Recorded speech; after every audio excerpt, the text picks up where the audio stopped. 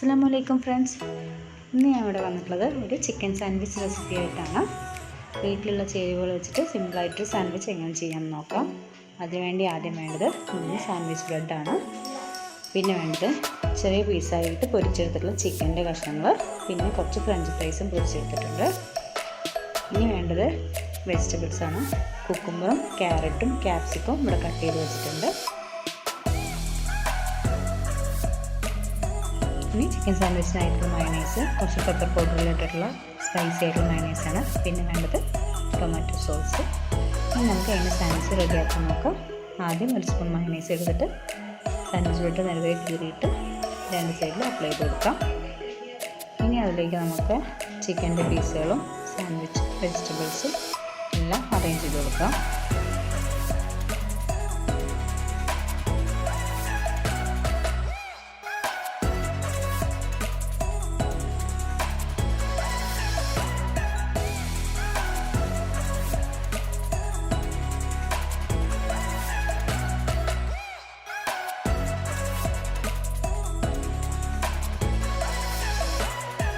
ഒരു സാൻഡ്വിച്ച് ഇവിടെ റെഡി ആയിട്ടുണ്ട്.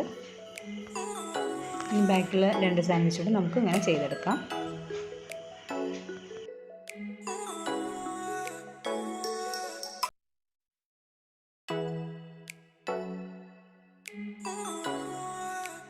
ഇവിടെ നമ്മുടെ 3 സാൻഡ്വിച്ച് ബ്രെഡും നമ്മൾ റെഡിയാക്കി എടുത്തിട്ടുണ്ട്, ചിക്കൻ്റെ ഫില്ലിംഗ് എല്ലാം വെച്ചിട്ട്.